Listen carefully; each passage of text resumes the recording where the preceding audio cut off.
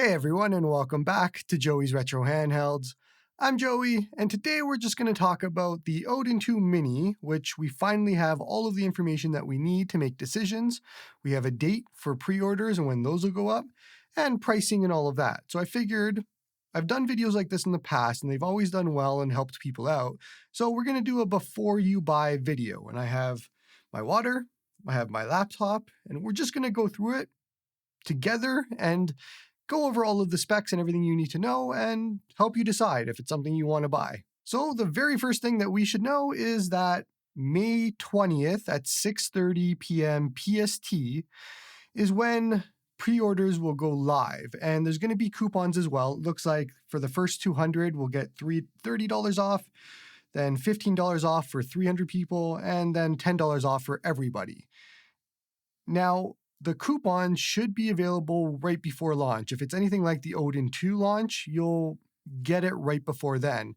And I would suggest just staying up to date on my Twitter or YouTube, and I'll be able to share anything that I find out when these are available, but they're just going to be kind of a limited one-time use coupon that you have to try and use while everybody is trying to use them. I'm staring at this picture, and this white Odin 2 Mini is just calling my name. That looks super nice. But anyways, so we know the pre-order date. We know when it's going to go live. I don't want anybody in my comments saying that it's sold out already, because there's always one person, so avoid that. Let's talk about pricing and all that sort of thing. So $339 US for the base, and then $399 US for the Pro. And main difference there, base is going to be black only for color, and white will be available for Pro models as well as a black model. So you have options there when it comes to the Pro. Now, if we talk about specs, the difference between the two of them, and we might as well just go through the entire spec sheet now, but both of them have a Snapdragon 8 Gen 2 processor, which is the exact same as the Odin 2. So if you want to know performance, go check the Odin 2, but the one-word summarization of performance is everything. You can just play everything. So no issues there. The memory is 8 gigabytes of RAM for the base, and you get 128 gigabytes of storage for the base. On the Pro, you get 12 gigabytes of RAM and 256 gigabytes of storage. Now, a lot of people are going to ask, because it was a question for the Odin 2, do I need 8 gigabytes of RAM or 12 gigabytes of RAM? The answer is through testing, and we haven't really seen a reason to go 12 gigabytes of RAM for really any game. There was a period of time in the beginning when the Odin 2 came out where a lot of reviewers, including myself, just weren't sure about the future of Yuzu and Winlator and how much RAM all of these programs might need. Ended up being the case where the base model Odin 2 has been able to hit everything that you want. So, long story short, 8 gigabytes of RAM is more than enough for whatever you want to do. If that's your plan, just grab that. As long as you don't need white or you don't want a few extra gigabytes of storage, then yeah, stick with base and you'll be more than fine, and you can save $60. So that's good. Now, the big unknown with this device specifically is the mini LED 5-inch screen. We haven't seen a lot of mini LED at all on handhelds. So that is going to be something you're going to want to wait for reviewers on, myself included, which I'm guessing I'm going to get this pretty soon. So once I do, I'll be able to give you some idea of what that screen looks like, if it's better and all that sort of thing, but just wait. As far as the rest of the specs go, it is basically everything the Odin 2 has. HDMI, DisplayPort, Wi-Fi 7, Bluetooth, USB, micro HDMI, SD card, Android 13. Now we come to the difference, and it's a 5,000 milliamp hour battery on the Mini. The Odin 2 has an 8,000 milliamp hour battery. For anybody that's owned an Odin 2, you know that the battery on it is kind of absurd. So 5,000 isn't going to be a complete issue in my mind, even though it is kind of half of what the Odin 2 can do. I have to imagine for any normal person, it's still going to be more than enough. The Odin 2 kind of took it to another level, but I don't think that'll be a concern. So if you're worried about battery, at least off of a spec sheet without having the device in front of me, pretty sure 5,000 will be just fine. Then we have active cooling and the weight and all of that sort of thing. So Let's look at some size comparisons now because they released it. So we'll take a look at that. Okay, and so it was this picture here that actually got me excited for this device quite a bit, because previous to this, I'm like, why would I want to pay extra for an Odin 2 Mini when it's going to be less battery and smaller and all that sort of thing, and it's kind of a downgrade? And then I saw this picture and I was instantly sold.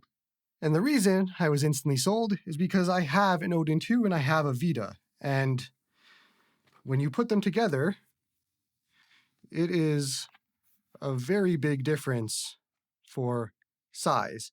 And if we look at the picture that they have there, the Odin 2 Mini is basically just another 10 millimeters past it. So it is very much a Vita sized, and this is fantastic. So for those that want that on the go kind of pocketable, I mean, this will be personal preference for a lot of people, but I could easily throw this in some pockets, even though I carry around a bag. But either way, it's going to be a little bit better form factor, smaller, less weight, all that sort of thing, which should probably be a good thing for a lot of people.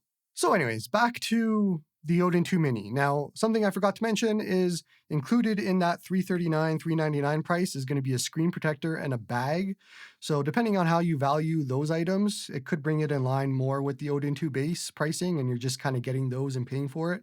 But remember, there's going to be shipping on top of this as well, and all that sort of thing. So $339 is not going to be the final price, obviously going to add shipping. And if you have taxes in your country, special note to Canadians, if you're going to order this, make sure you order using 4PX. And I'm sure it's going to be available because it was for the Odin 2, but if not, I'll be campaigning, trust me, to have 4PX available for Canadians.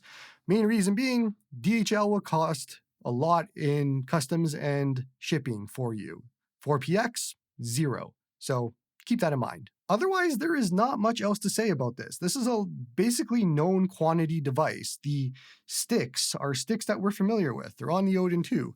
D-pad, same idea. Buttons look to be the same ones as the Odin 2, from what I can tell. I mean, going off of pictures here, but it just looks like the same ones, just a different color. So hard to tell. Everything else, I mean, the big ones are going to be the shoulder buttons and the triggers because those look different. And what this screen is going to be like, because I think this is going to live and die by this screen. If it's a nice screen, then a lot of people are going to jump on it because I've seen that happen so many times. So that's going to be the biggest question mark, is how is the screen, I think. Other than that, May 20th, 6:30 p.m. PST, be ready for pre-order and all of that. And you're going to have a lot of time to cancel. It's not shipping until late June, so you have basically an entire month to make a decision. And I'm sure in that point, because I know review units are coming soon, that we'll have reviews, we'll have videos, and all of that for you to make a decision. But going off of the Odin 2, it's hard to say no to this device unless you have an Odin 2 already and unless you really want to downsize. But for everybody else that maybe has held off and likes a Retroid Pocket 4 Pro for the size and maybe wants something a little bit bigger, which, you know what? Let's check that out. I'm going to grab my Retroid Pocket 4 Pro. Okay, got my Retroid Pocket 4 Pro here, but basically the exact same. They are almost identical. The Vita is a little bit higher, and width-wise, they're about the same. Thickness, about the same. So add a centimeter to the Retroid Pocket 4 Pro, and you have an Odin 2 Mini. That is actually exceptional. So I'm pretty excited for this. The Retroid Pocket 4 Pro is actually a really good size. A lot of people like it for pocketability and all that, but there's obviously some negatives to the Retroid Pocket 4 Pro. And obviously there's going to be a massive price difference between the two.